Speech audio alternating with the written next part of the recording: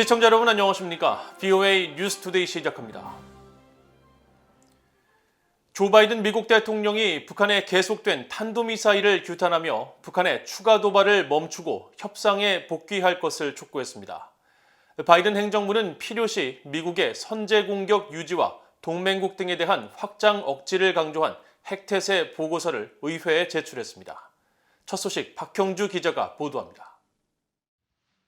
조 바이든 대통령은 29일 백악관을 방문한 리셴룽 싱가포르 총리와 정상회담 후 공동 기자회견에서 북한의 계속되는 탄도미사일 발사에 대해 규탄 입장을 밝혔습니다.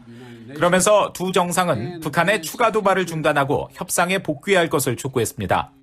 We shared our concerns about the Democratic People's Republic of Korea and their destabilizing ballistic missile launches, which are clearly in violation of multiple UN Council resolutions, Security Council resolutions.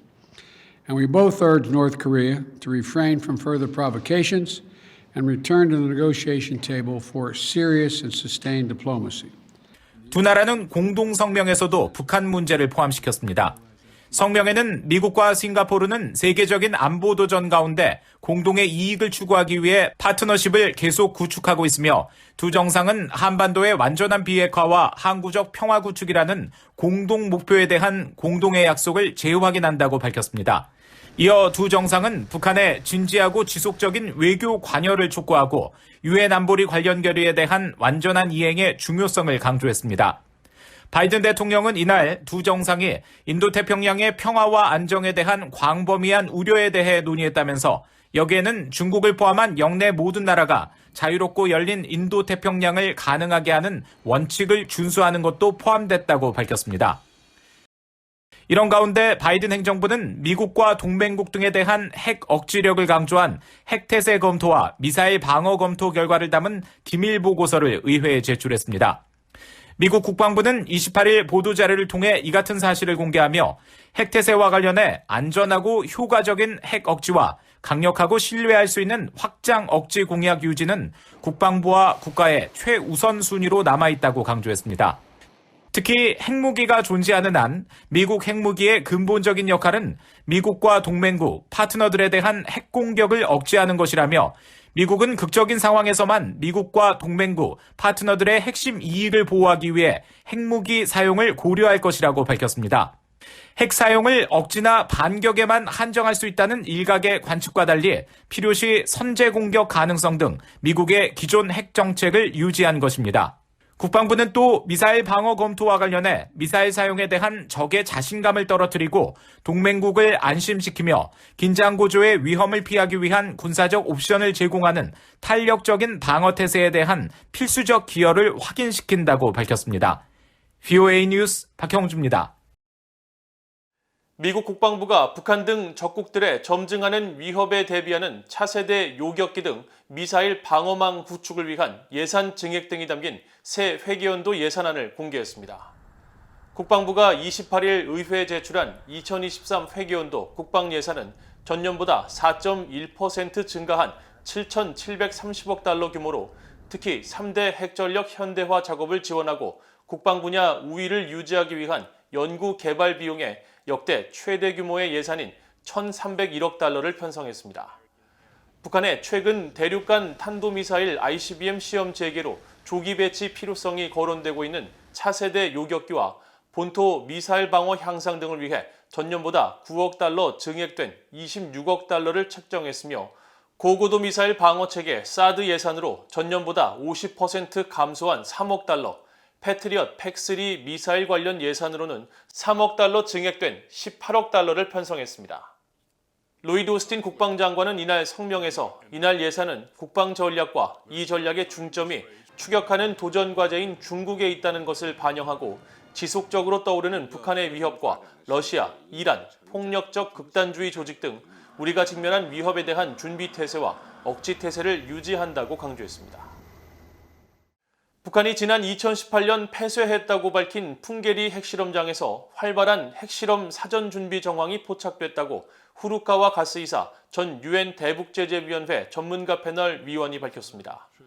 후루카와 위원은 28일 오스트리아 비내 본부를 둔 민간 연구단체 오픈 뉴클리어 네트워크를 통해 발표한 위성사진 분석 보고서에서 풍계리 핵실험장 내 4개 갱도 중 과거 핵실험에 한 번도 사용된 적이 없는 3번 갱도로 통하는 남쪽 입구에서 핵실험 사전 준비 정황이 포착됐다고 밝혔습니다.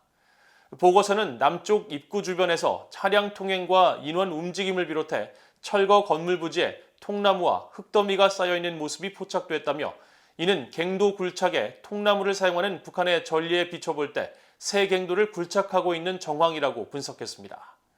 또 남쪽 입구에서 과거 1, 2번 갱도 굴착 당시 있었던 것과 같은 건물과 물체가 새롭게 건설된 흔적도 발견됐다면서 이는 3번 갱도 남쪽에 2차 입구를 만들기 위한 굴착용 건설이라고 추정했습니다. 그러면서 이 같은 활동은 북한이 풍계리 핵실험장 일부를 재가동했거나 재가동하는 과정에 있다는 것을 분명히 보여주는 것이라고 지적했습니다. 중국 정부가 유엔에 대북 정제유 공급량을 보고하면서 정해진 규칙과 절차를 지키지 않고 있는 사실이 확인됐습니다. 이에 따라 실제와 다른 수치가 배럴 단위로 지속적으로 기록되어 온 것으로 나타났는데 안보리 대북 유류 보고 체계에 허점이 있다는 것을 보여준다는 지적입니다. 함지하 기자가 보도합니다. 최근 중국 정부가 유엔 안보리 대북제재위원회에 공개한 월별 대북 유류 공급량입니다. 이 자료에는 중국이 구체적으로 어떤 유류 제품을 북한에 공급했는지 나타나 있지 않은데 최근 BOA는 중국 해관총서 자료를 비교해 이들 제품이 윤활유와 아스팔트인 석유 역청 등으로 일반적인 연료용 유류 제품은 없는 사실을 밝혀냈습니다. 대북제재위원회 홈페이지에 공개된 중국 정부의 정제유 공급량은 1월과 2월 각각 1299.16톤과 755.65톤으로 총 2054.81톤인데 이는 중국 해관총서에 나타난 윤활유와 윤활유용 기유, 석유 역청 등의 대북 수출량과 동일합니다. 문제는 이처럼 실제 연료용 유류가 없는 상황에서 대북제재위원회가 이를 연료로 취급하며 배럴로 환산하기까지 했다는 점입니다. 예를 들어 대북제재위원회는 중국 정부의 올해 1, 2월 정제유 공급량 2054.81톤에 휘발유에 적용되는 1톤당 8.3의 환산율을 적용해 중국의 공급량을 17,116.568배럴이라고 밝혔습니다. 그러나 실제로는 대북제재위원회가 석유 역청 등 잔존유에 적용하는 환산율 1톤당 6.35가 적용됐어야 맞습니다. 유엔 관계자는 이처럼 잘못된 수치가 계산된 데 대해 중국 정부가 처음부터 각 유류 제품을 구분해 보고하지 않았기 때문이라고 지적했습니다. 이 관계자는 BOA의 관련 질의에 중국이 대북 정제유 공급량을 대북제재위원회에 보고할 때 이 수치는 각기 다른 정제유 제품으로 구분되지 않는다며 중국 정부가 단순히 톤 단위로 된 월별 대북 정제유 총량만을 보고했다고 설명했습니다. 그러면서 중국의 총량 보고 방식은 아마도 대북제재위원회 사무국이 가장 적절할 수 있는 다른 환산율을 적용하는 이유일 것이라며 정확히 어떤 제품이 북한에 수출되었는지 알아야만 제대로 된 환산율을 사용할 수 있다고 밝혔습니다. 또 중국의 보고 내용에는 해당 제품을 북한으로 운송하는 수단에 대한 내용도 계속 생략되고 있다면서 대북제재위원회는 결의안에 구체적으로 명시된 것처럼 합법적인 유류 운송에 관여한 회사나 선박 등 기관에 대한 세부 사항을 통보받지 못하고 있다고 지적했습니다. 유엔 안보리는 지난 2017년 북한의 핵과 미사일 실험에 따라 채택한 결의 2397호를 통해 북한의 정제유 수입 한도를 연간 50만 배럴로 제한하고 북한의 정제유를 공급한 나라들의 매월 대북 공급량을 보고하도록 했습니다. 하지만 중국은 지난해 9월부터 올해 2월까지, 즉 6개월치 대북 정제유 공급량을 이달 중순 한꺼번에 제출해 전달의 공급량을 다음 달 30일까지 보고하도록 한 규정조차 제대로 지키지 않았습니다.